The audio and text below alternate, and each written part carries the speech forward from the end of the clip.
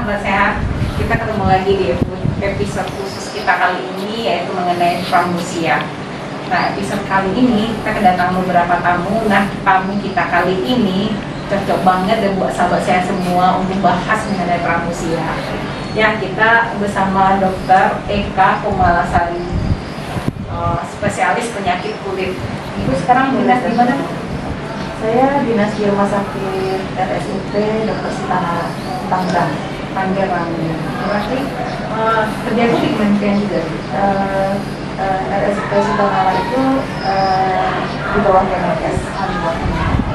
Baik Bu, kita tanya-tanya sedikit ya Bu. Kebetulan Kota Pariaman, Ibu kunjungan ke sini dalam rangka sertifikasi eradikasi ya, prambusia untuk Kota Pariaman.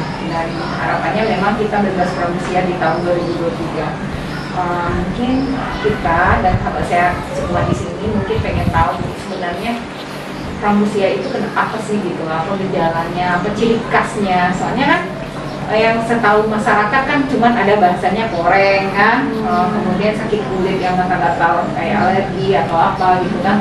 Nah, ini apalagi prambusia, tapi kita juga dengar ada pemberian obat prambusia misalnya kan massal. Nah, apalagi nih, kenapa kita harus dikasih obat gitu kan, dan kenapa prambusia ini harus dicegah gitu ya Bu. Jadi prambusia itu sebenarnya penyakit infeksi yang kronis disebabkan oleh bakteri. Bakterinya itu namanya Treponema pallidum, subspesies Staphylococcus. Jadi disebabkan oleh bakteri dan dia menular. Faktor risikonya biasanya terjadi pada orang-orang dengan higienitas yang kurang baik,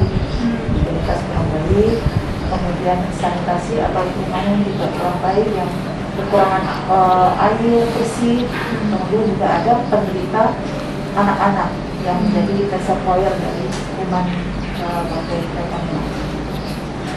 Jadi kalau dari gejala klinisnya sendiri, dia itu bentuknya itu seperti kapur, bermacam-macam, antara lain seperti kapur, nodul, kemudian bisa juga menjadi luka.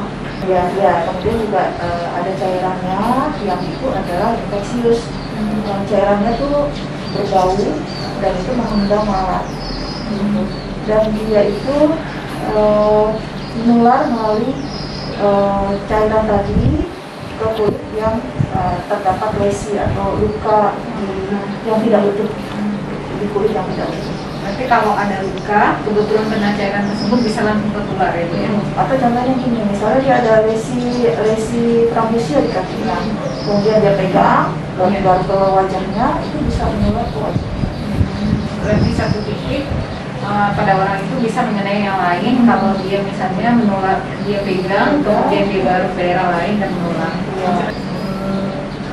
Untuk klinisnya sendiri dia ada beberapa stadium. Ada stadium 1, stadium 2, sampai stadium 3. Yang stadium 1 dan 2 itu yang menular. Stadium 1 dan 2 menular. Stadium 3 tidak menular. Tapi stadium 2 itu dia bisa menimbulkan kecacatan. Infeksinya tuh langsung masuk ke dalam ya Bu? Jadi pada saat stadium 1 itu ada bakteri yang masuk ke badan dia, kemudian lukanya itu dia bisa sembuh sendiri, tapi kumannya bisa kemudian menyebar. Setelah itu dia bisa sembuh sendiri, tidak ada gejala, kemudian timbul ke stadium kedua. Stadium kedua itu setelah kumannya masuk dari darah menyebar, jadi lesinya bisa ke berbagai organ tubuh. Jadi bagaimana kita yang menentukan bahwa dia ini udah lanjut ke stadium 2 atau ada gejala khususnya bahwa orang ini udah lanjut atau memang benar sembuh gitu? Ini pentingnya adanya surveillance ataupun pemeriksaan screening, mencari pasien-pasien seperti yang dilakukan saat ini, yaitu misalnya mencari ke sekolah-sekolah, ke anak-anak yang di bawah 15 tahun, bisa ke pesantren atau ke sekolah atau ke asrama. Jadi screeningnya seperti apa? Kita mencari luka atau orang-orang yang bentuknya koreng. Iya. Kalau memang dia mengarah ke prambusia, karena kan di kulit bisa bisa macam-macam, bisa Iya, disebabkan benar. oleh bakteri non-treponema, bisa disebabkan oleh skabies misalnya, tapi tidak mengarah cenderung ke arah pramnesia. Kita bisa melakukan pemeriksaan yang lebih lanjut. Kita bisa melakukan ini namanya suspek ya. Ya, suspek. Kasus suspek kita lakukan pemeriksaan penunjang, dilakukan pemeriksaan namanya RDT.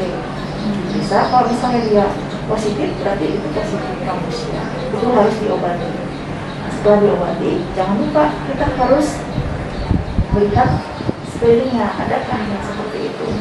Kalau ada, harus diobati. Selain itu, apabila kita ketemu satu kasus pramnesia pada lingkungan yang tidak pernah diberikan POPM atau pemberian obat pencegah masalah, itu harus dilakukan POPM.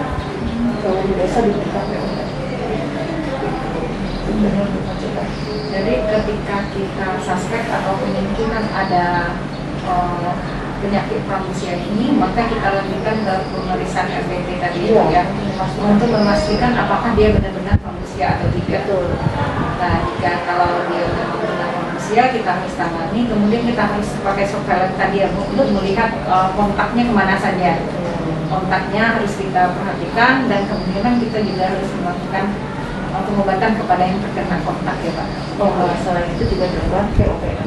POPM untuk pencegahannya ya. Jangan lupa dilakukan di puskesmas. Nah iya. Dapatkan ke dinas. Baik, makasih banyak Bu. Rasanya pengen ngulik-ngulik lebih banyak tentang pramnesia, tapi mungkin karena keterbatasan waktu, dan mudah-mudahan kita bisa berkonsultasi lagi melalui yang lain Bu. Dan seperti Ibu bilang tadi, tenaga kesehatan juga jangan sampai bosan untuk melakukan screening kesehatan, terutama ada kemungkinan suspek tadi ya. Walaupun kita bebas, kita tetap harus memeriksa apakah ada suspek atau yang diagnosa pembanding tadi, apakah itu pramnesia atau tidak ya. Makasih banyak Bu Eka, semoga ilmu kami bertambah tentang pramnesia ini dan masyarakat lebih aware tentang penyakit ini. Nah, baik sahabat sehat, itu bincang-bincang kita sedikit. Salah dan jaga saya mohon maaf. Cilote sehati, sehat itu berarti loh.